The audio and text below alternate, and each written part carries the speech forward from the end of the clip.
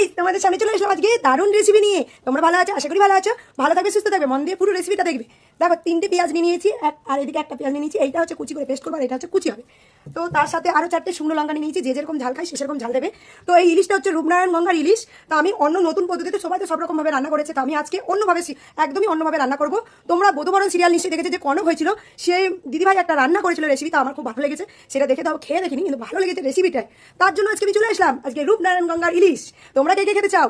ঝটপট চলে যাও গাড়িয়ারা, রূপনারায়ণ গঙ্গার ইলিশ পেয়ে যাবে। তো চলো বকবক না করে রেসিপিটা শুরু। ফাইনালি আমি পেঁয়াজ কুচি করে নিয়েছি, দেখেছো? এইটা হচ্ছে মাছের মতো মাখাবো। আর হচ্ছে কয়েকটা নিয়ে নিয়েছি, যে একটা কুচি করে নিয়েছি, কটা ইলিশ মাছ নিয়ে নিয়েছি, মানে 500 মতো হবে আর কি। 6টা পিস হচ্ছে, 6 পিস হচ্ছে, 2 পিস মাথা, 2 পিস লেজা, 2 পিস চাকা। তো লঙ্কা যে নিয়েছিলাম, এই যে শুকনো লঙ্কা, দেখো এই যে মিক্সারে দিয়ে দেবো। তো এই পেঁয়াজগুলো একটু দিয়ে দেবো, দিয়ে এইটাকে ভালো করে একটু পেস্ট করে নেবো। দিয়ে দিয়েছি, মিক্সার করে দিয়ে নেবো। তো মশলাটা পেস্ট করে নিয়েছি এই পেঁয়াজ কুচিতে। ভালোই জাহাজ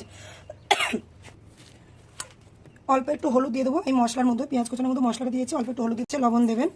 আমরা যেরকম লবণ খাই সেরকম লবণ দিয়েছি। তো এই পেঁয়াজটা একটু ভালো করে মেখে একটু নরম করে নিতে হবে, একটু জল জল মতো বেরিয়ে যাবে। পেঁয়াজটার তো রস বেরিয়ে গেছে, এক এক করে ভালো করে দিয়ে নেবো। নিয়ে আবার একটু ভালো করে মেখে ঢাকা দিয়ে 10 মিনিটের মতো রেখে দিতে হবে। 10 মিনিট ঢাকা দিয়ে, কত সুন্দর করে দেখেই তো মনে হচ্ছে কি ভালো লাগছে। তো এবার এক এক করে তেলের উপরে দিয়ে ভেজে নেবো।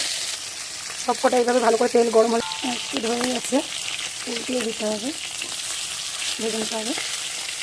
সব কটা উল্টে দিচ্ছি, আর একটু দিলে হয়ে এই পিঠটাও ভাজা হয়ে গেছে। এবার এক এক করে তুলে নেবো। দেখো কত সুন্দর এই পিঠে করে ভেজে নিই। এই তেলের উপরে 2টো শুকনো লঙ্কা দিয়ে দেবো, দিয়ে নাড়াচাড়া করে নেবো।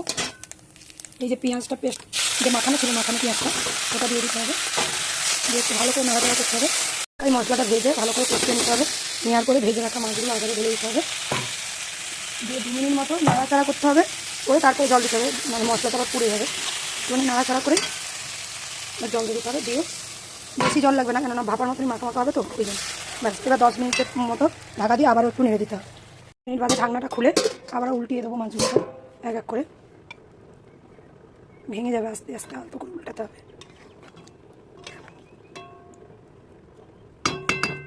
আধ ঘন্টার মতো ঢাকা দিয়ে দেবো, দিলে রেসিপিটা রেডি হয়ে যাবে। আজকে খাচ্ছে, টেস্ট হয়েছে কি না ওই বলবে। কেমন হয়েছে মাম্মা? খুব সুন্দর হয়েছে, দারুণ।